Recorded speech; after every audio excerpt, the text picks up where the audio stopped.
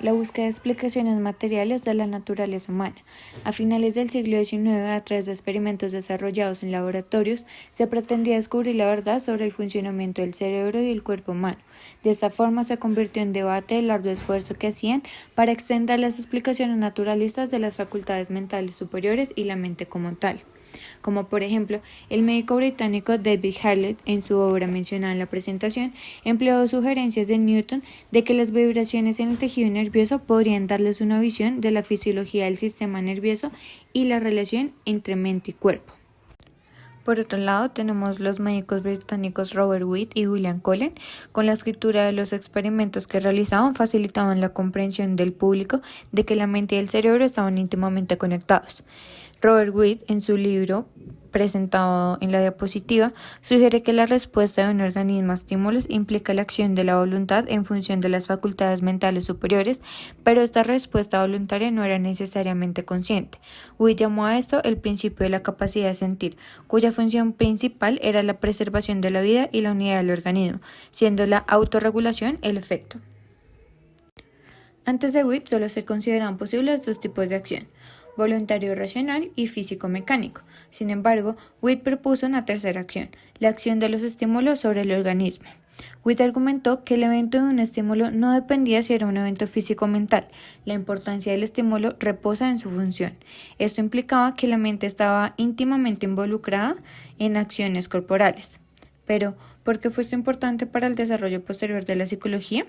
Porque si los acontecimientos mentales y físicos eran funcionamientos equivalentes, entonces los temas psicológicos podrían investigarse sin estar sujetos a las viejas categorías de dualismo cartesiano. Esto, de hecho, es lo que comenzó a ocurrir.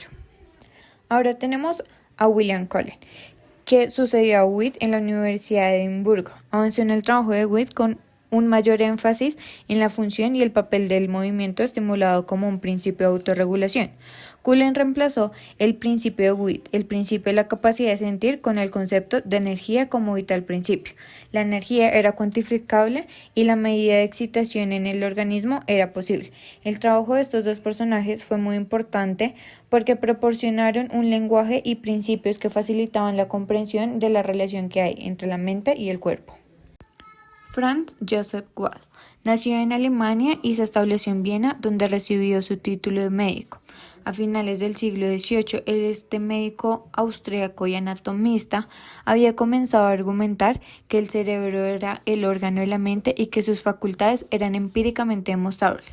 Allí hizo sus primeras contribuciones científicas al demostrar que se encontraban dos tipos de sustancias en el cerebro: la sustancia gris, los cuerpos celulares de las células nerviosas, y la sustancia blanca, los axones de las células nerviosas. También demostró que los dos hemisferios del cerebro estaban conectados por comisuras. Sin embargo, lo que hizo conocido a Joseph Gall fue su organología. Esta era el método que utilizaba para discernir las habilidades mentales mediante la lectura de las protuberancias en el cráneo de una persona. Y por último, argumentó que el cerebro está compuesto de diferentes partes y cada una tiene una función específica. Gustav Theodor Fechner nació en 1801 y falleció en 1887. Fue un filósofo, fisiólogo y físico alemán. Contribuyó a la psicología y al desarrollo de la psicofísica. Desarrolló el concepto de umbral absoluto y umbral diferencial, los cuales se definen como: umbral de diferencia es la diferencia mínima en la magnitud de energía necesaria para distinguir entre dos estímulos. Y el umbral absoluto es la menor cantidad de un estímulo determinado que una persona puede percibir. También desarrolló distintos experimentos sensoriales. Se crea una ley llamada la ley de Fechner, la cual es basada en la ley de Weber, en la cual el enunciado de la ley es: la intensidad de la sensación es proporcional al logaritmo de la intensidad del estímulo. La fórmula matemática pues está presentada ahí en la presentación, y con esta afirmaba que la mente y la materia son simplemente diferentes modos de concebir una y la misma realidad. También hablaba que la ley de Fechner, el objetivo era establecer una ciencia exacta de las relaciones funcionales entre los fenómenos físicos y mentales, distinguiendo entre psicofísica interior, la cual se definía como la relación entre sensación y excitación nerviosa, y exterior, la cual se definía como relación entre sensación y estímulo físico. Marie Jean-Pierre Florence nace en 1794 en Francia y fallece en 1867 cerca de Francia. Se le conoce como el pionero de la anestesia, también como uno de los fundadores de la neurología experimental, y creía en el holismo, o sea, el cerebro como un todo. Junto con Gall, realiza el debate entre la localización y el funcionalismo del cerebro, en el cual Florence decía que desarrolló una clara distinción entre sensación y percepción, tratando la percepción como la apreciación del significado de una sensación, y localizó la función sensorial en varias estructuras subcorticales y asociadas. Florence concluyó que mientras las funciones sensoromotoras estaban diferenciadas y localizadas subcorticalmente, las funciones mentales superiores tales como la percepción, la voluntad y el intelecto estaban extendidas por todas las partes del cerebro, operando en conjunto como un único factor y con la totalidad del cerebro funcionando de modo unitario.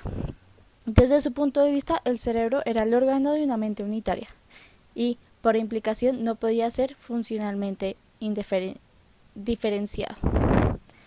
También realiza el método de ablación experimental, en el cual estudió el comportamiento de un animal después de extirpar quirúrgicamente una parte del cerebro.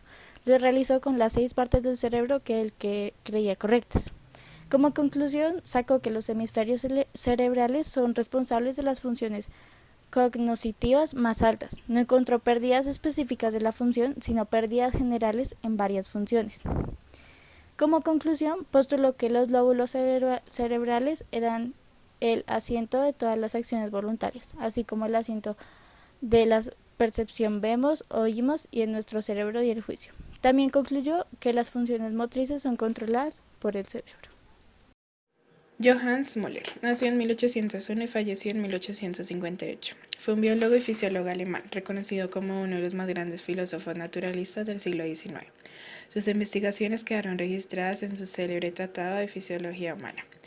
En cuanto a las investigaciones que realizó, se centró en la medicina y la biología, pero principalmente en la fisiología en general, tanto que la convirtió en su verdadero campo científico, demostrando así la importancia del trabajo experimental en el laboratorio.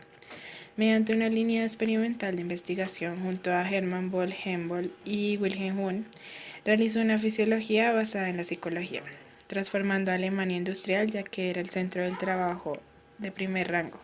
En cuanto a sus aportes, comprobó que los nervios visuales son sensaciones visuales. También extendió el Bell-Mehendey, que era la distinción sensorial motora, con su doctrina de energías nerviosas específicas.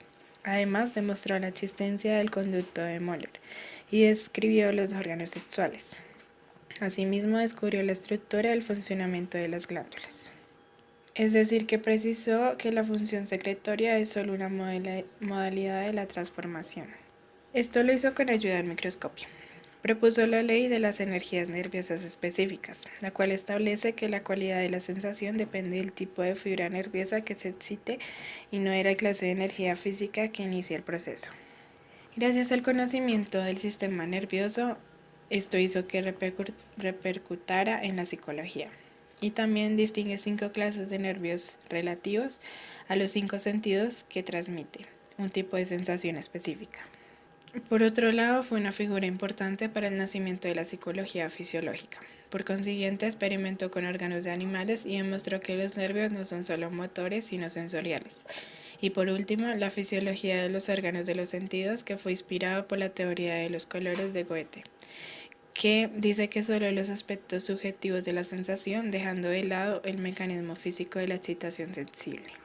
Otro de los representantes de la fisiología en la psicología es Hermann von Helmholtz, un médico y científico alemán que realizó distintos aportes en diferentes campos del saber, como lo son la fisiología, la psicología, la psicofísica y la óptica, entre otros. Se enfocó más que todo en explicaciones científicas basadas únicamente en aspectos físicos y químicos, además de ser considerado uno de los precursores de la escuela de la Gestalt en Alemania. Uno de sus primeros aportes es lo que se conoce como el método del tiempo de reacción. En esta, Helmholtz desarrolla la medida del impulso nervioso por medio del aparato que se llama quimógrafo, el que se puede ver en la imagen de la derecha. Este es un aparato electromecánico usado en los laboratorios de enseñanza de fisiología animal que permite registrar movimientos y sus relaciones temporales. Esta da lugar a la posibilidad de medir aspectos de la actividad mental en el humano. Otro de sus aportes fue la ley de la conservación de la energía, inspirada en la ley de la conservación de la masa. En esta se trabajó con ranas para probar dicha ley, demostrando así que la energía y el calor gastado por la rana es igual a las calorías disponibles en la comida que consume ésta. Este experimento concluyó con dos cosas. La primera fue que la energía no puede crearse ni destruirse, solo se transforma. Y la segunda, que la máquina humana es un medio para transformar dicha energía de un tipo a otro. A su vez, en el campo de la óptica, desarrolló la teoría tricromática del color. En esta se explica que los diferentes tipos de colores que se ven son gracias a la actividad de tres tipos de receptores de color, en este caso el rojo, el verde y el azul violeta. Y por último, desarrolla un tipo de concepto de sensación y percepción diferente a lo que se ha hablado en años anteriores, donde las sensaciones son datos brutos que conseguimos a través de nuestros sentidos que se vuelven significativos gracias a la percepción, y la percepción se considera como un proceso psicológico que depende del cerebro, del conocimiento previo y de nuestras experiencias.